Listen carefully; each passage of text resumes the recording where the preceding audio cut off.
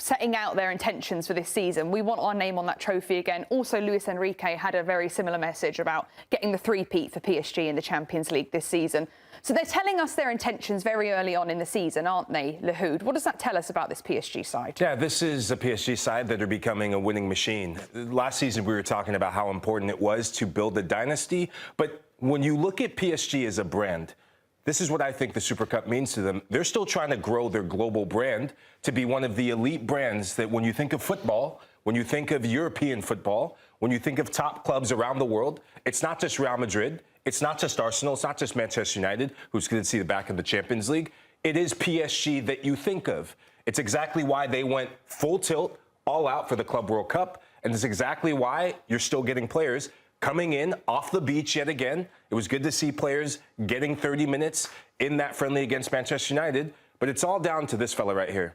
And Jeff, Luis Enrique, we were waxing poetic about him in terms of his stature in the game of world football. He has to be, in my opinion, in a conversation of one of the elite managers when it comes to the Champions League, when it comes to European football, maybe of all time. He's not the greatest of all time, but should he get 3 in a row, we have to now start having a different conversation, shouldn't we? Not even a doubt about that. If he manages 3 in a row, and it's easy for people to say, oh, yes, but look at their riches. Yeah, but look at Real Madrid's riches. Look at Bayern Munich. Look at other clubs' riches as well. Absolutely, it would be a phenomenal achievement. I just want to go back to Marquinhos, though.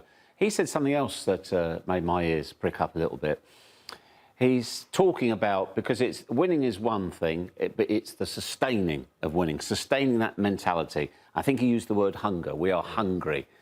And he said even the boys on their break did their own thing in terms of fitness. So the squad, obviously, amongst themselves, it's like, guys, you're not going to just go on holiday, come back, a few pounds over, and roll up and get fit slowly. No, no, no, we're on it. Even on holiday, we're on it. And I thought it was a very strong, it was, you know, maybe missed a little bit in the press conference, a strong message. We might have been off mentally, we're never off. They are right on it, right on it.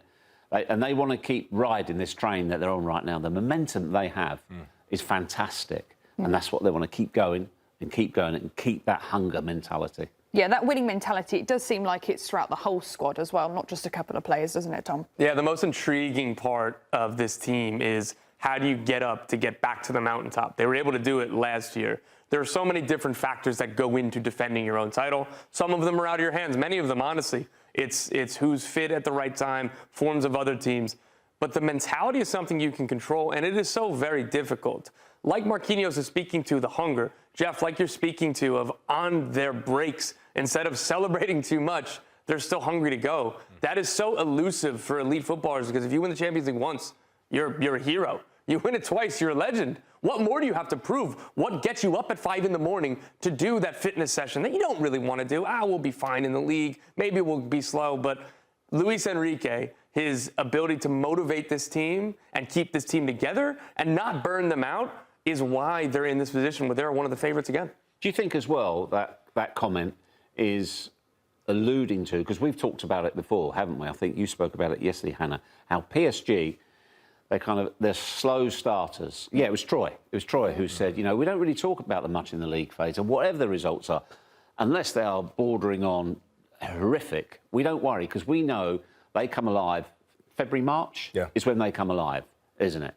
Maybe they're saying, let's not take this for granted, so we got to be on our game from day one. Maybe not other teams have rumbled us, but we can't necessarily do that every single year. Let's hit the ground running.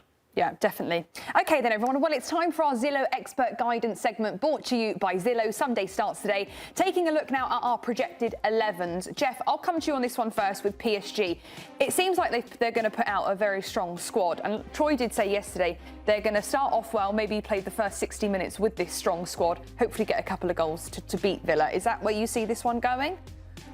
What, getting a couple of goals to beat Villa? Like the first 60 minutes, start off with a really strong squad, because if we look at Villa's, there's a couple of missing people. But what Luis Enrique's got to do, Hannah, he's got to find the balance between giving players important minutes in their legs and winning the game. He wants to do both. So he's not going to put out, that's arguably their strongest team, we're saying? that's probably their strongest team.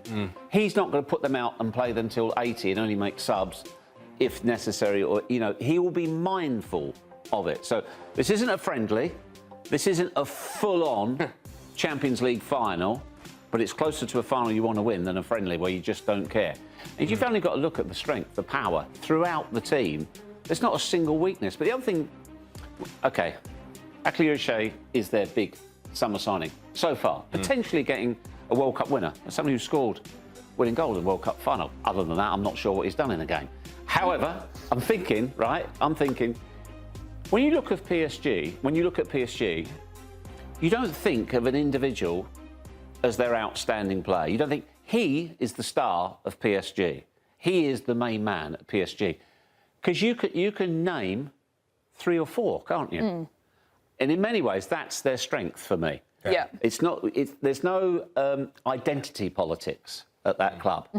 It's the collective. Yeah. Now, normally when you get a team that's a collective, it's because they don't necessarily have the best players in the world, but it's very much a union. Yeah. This is the best players in the world that is a union. Yeah, well, the team is the star for PSG. And just very quickly before we go to a breakdown I'm very looking forward to, Sene Mayulu, it's a big moment for him because if you look at PSG's start to the campaign, they play all the best teams in Liga to start. Rennes, Lille, you have Marseille, OM, Le Classique on September 20th. So yes, you talk about the Champions League being their priority, but Magnus Akliouche coming in from Monaco, Sene Mayulu, those are going to be players you're probably going to see for the first month and a half in Liga and potentially in the Champions League making cameos off the bench. But I really want to get into William Pacho because I think this is a season where we will be talking about a William Pacho that will define this back line in terms of the center-back pairing. Marquinhos is the leader, but I believe that we're seeing the baton of leadership and excellence in that back line and that center-back pairing passed down to William Pacho. I loved watching him grow in that match with Ecuador against Germany. He didn't have his best World Cup. Ecuador didn't have their best World Cup. When they were hunting for goals, I'm thinking of the game against Germany in particular. It's full on, left him on his own. So I do have one question.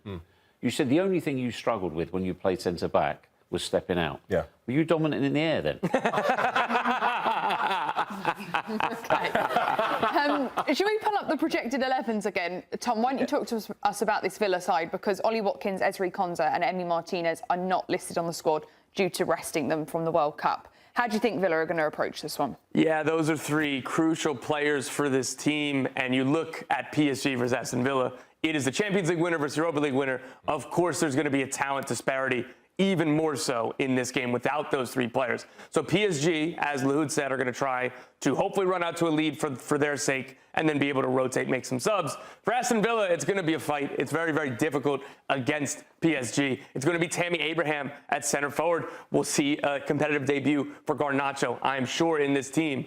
But there are a lot of question marks for this Aston Villa team, not just because of the summer transfers that left, like Yuri Tielemans, but also being without those stalwarts, the key players that are going to be the constants moving forward. It is more important for them to get the rest than to play in this game, though they would love to win this game. But it is a tall, tall task for Aston Villa. Do you think, Tom, they'll take anything from, 2 seasons ago? PSG beat them 5-4 in aggregate, and we had a real ding-dong, a proper tussle. So maybe some teams going up against PSG will look at those names, look at what they've achieved in the last couple of seasons and think, oh, this is difficult. But Unai Emery is a coach who he gets more out of players than... So that in many ways, he is absolutely a coach. When the odds are against him, that's when he thrives, isn't it? So will that give them a bit of extra confidence? That is certainly the optimistic view. That is certainly what Unai Emery will be saying in the locker room to hope to get this team up. But I think it has more to do with PSG, because if PSG play 90% of their best game, I'm not sure that there's all that much that an Aston Villa team that is currently compromised without a few key players can do. But that's the beauty of football. There will be plenty to be played on the field. But if PSG come out in that domineering fashion, then might be a long day for Aston Villa. Thanks for watching this video from Morning Footy. For all news and insights regarding leagues around the world like EFL, Serie A, and all UEFA competitions, both men's and women's, don't forget to sign up for Paramount+.